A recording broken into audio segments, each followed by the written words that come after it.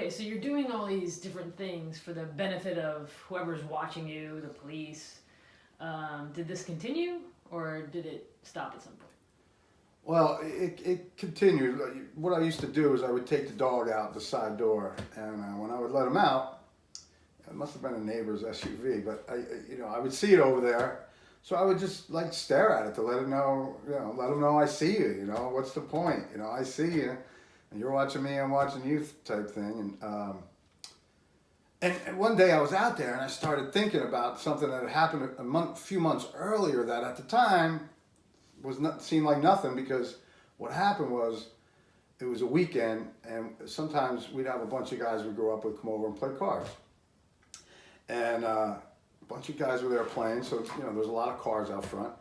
And another friend was stopping by. I don't remember if he had to drop something off, pick something up, but he was only going to be there a couple minutes.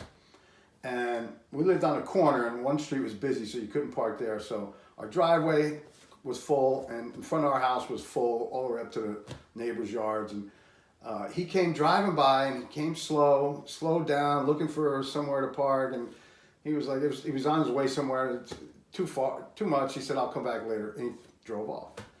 He got about 400 or 500 yards down the road and he gets pulled over by an unmarked vehicle with plainclothes police. And he said he wasn't doing anything wrong, and they didn't say he was. They just asked him, hey, what were you doing by that house over there? You slow down. And he's like, my friends live there. And he's like, why didn't you go in? He's like, well, it was crowded. There was nowhere to park. And, they were obviously thought something was going on. Nothing was going on at the house. We did have people over there on the weekends, friends. We grew up in this town. And I worked from home, so people came in and out during the day. Friends came in and out that either worked nights or whatever. So I don't know what they thought was going on, but nothing was. And prior to us living there, our friend lived there, and he happened to be he was president of a local motorcycle club, and it wasn't an outlaw club, and I knew him very well, and he wasn't doing anything illegal either. But he used to have parties there with a lot of the guys. If you're president of a motorcycle club, you're almost automatically on the radar, to give him. But he had nothing to hide. But there were an incident or two at the house here or there, but with another club, and so anyway, he moved out. I don't know if I have no idea if they were watching him or not, but if they didn't know we moved out, did they think we were doing something? But neither him nor us were doing anything, I might have been doing some drugs, but I wasn't doing anything else illegal. I wasn't selling them or anything like that. But that came back to me and made me, again, I connect everything now to what's going on. And I'm like, those guys have been there for a long time. This has been going, that must have been who was, did the pulling over way back when. So I still can't figure what's going on. I don't know what's going on. But I feel friends are involved now, and what's ever going on, they've talked to my family, and maybe they're lying about me, and so I decided to call an ex-girlfriend in Florida, who to this day I remain good friends with, and I wanted to see if somehow how big this was. Was somebody talking to her, and I trusted her. I knew she wouldn't lie to me or anything, and so I called Farah, and I was talking to her, and I'm out in the front porch, and I remember I was asking her, I was like, did anybody from, and I wanted to talk I still think I'm being possibly listened to on the phone, so I'm trying to talk a little in code. I don't want to just blurt it out, so I'm like, anybody from New York call you asking questions about me? She's like, no. I said, are you sure? She's like, yeah, I'm sure. And that particular night, my power had gone out at the house, right? That's why I was outside on the front porch. The power was out. And during the conversation, she started just talking about something about her PSE&G bill. And again, in my mind, somehow that was no coincidence. My power's out. You're talking about your electric bill? That's a connection. I don't know what it was, but so now I'm like, I can't, now I think she's messing with me. Now I think they've talked to her. So I go, well, let me ask you. I'm like, she probably wouldn't lie. Maybe she's thinking along different terms. I said, how about anybody from Washington, D.C.? Did they ever call you? No, what are you talking about? Because now I'm kind of questioning her weird because she said the PSE&G thing. And now I'm questioning her weird. Now I don't believe her, so now I'm frustrated with her, and I just get off the phone. Now I think, everyone, they talk to everyone. What is going on?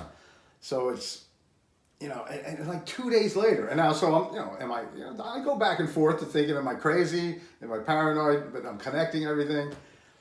So 2 days later, I'm at my mother's house, and out of nowhere, she says, have you talked to Farrah lately? And I'm like, yeah, I have. And I'm thinking, I have. Someone told you because, you don't usually ask that question, and you ask it out of the blue. Now, Farrah happens to be a nurse, so she was a psych nurse at times too. So maybe she thought she could talk some sense into me, or maybe she thought I would go back down there for a little while and clear my head. I don't know. My mother was no longer with us. I never asked her that question, and so I don't know exactly why she asked me. But so I'm frustrated. I'm frustrated with everyone, and now my mother's saying this, and I'm telling her I'm mad at her because she wasn't loyal. She lied to me, and it's just another crazy layer for my mother to observe and worry about. So now I come up with this plan. Because I'm like, because my mother's, I could see the frustration in her, and I'm just thinking, I gotta figure this out. So I figure, okay, these guys are outside, they're listening to my phone, they probably have something in my house, and so they're probably monitoring my internet. I come up with my genius plan, I thought at the time, I'll just communicate with them through Google. So I get on the computer and I figure, and I think to myself, don't say anything that could be construed as threatening. Don't say anything that could make you seem paranoid. I was very aware of that, of that threshold. So at first I type in, I didn't even want to put anything about the FBI or feds because I know paranoid people think the government's watching them. So I type in, hey, what are the big dogs doing here? And I hit search. And, I'm not, because the results don't matter, I'm not clicking on anything at this time, at future time when I actually do. But so then I said, I could do this forever because I don't want them to see me sweat, So I'm like, I could do this forever. Search. But it's taking a toll on my mother. Search. And I figured, I thought everyone's involved, so I figured people had already told them I have all these knives because I had them out kind of strategically, people could see them. So I really did take them all and put them back in the toolbox in the back corner. And I didn't want to say anything about weapons either, so I said, all sharp tools are put away. Search. Front door is open, come on in. Search. Let's talk about this and straighten this out. There's been a mistake. Search, And now I'm convinced, okay. And I open the front door and I'm like, okay, they got to come in, right? I mean, what are you going to do? They're going to sit there going, everything I do is for their benefit? No, they're coming in. So I sat back and I waited. And I waited and I waited. And this just made me more frustrated now. This was upping it a level because now the paranoia was kind of changing a little bit to anger. And it wasn't at that homicidal level yet because it does get there later on, but it was definitely raised. It was bringing it up, and this was a time that I hadn't been doing crystal for a while, but I had done it. I had started doing it years earlier, and it had gotten bad, and I stopped. And I was at first blaming some of these voices on that, and I'm sure it contributed tremendously. And I don't know if I would have heard the voices without it or not.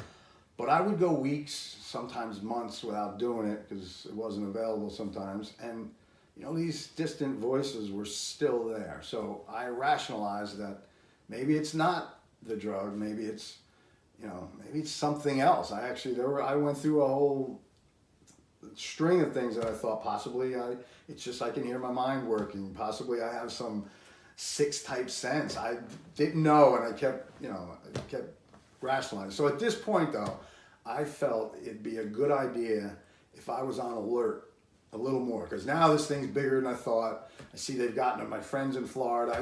I called Steve on his phone, and I'm like, he wouldn't answer my calls, of course, but I'd leave messages on his machine, which I guarantee you he never heard. He probably deleted them. But at the time, I thought he was getting them, and I was like, I can't believe you involved Farah. You know, that's, you know, you went too far. You know, it's fine to mess with me, but now you're bringing her into this, and there's a cost associated with that. Because I was aware not to leave anything directly threatening, but trying to talk around it. And, but this was the anger starting to build. So, and now I was starting to introduce Crystal back into my life, so I could stay alert and awake more. And because now it was almost becoming a competition that I didn't want them or anyone else to win.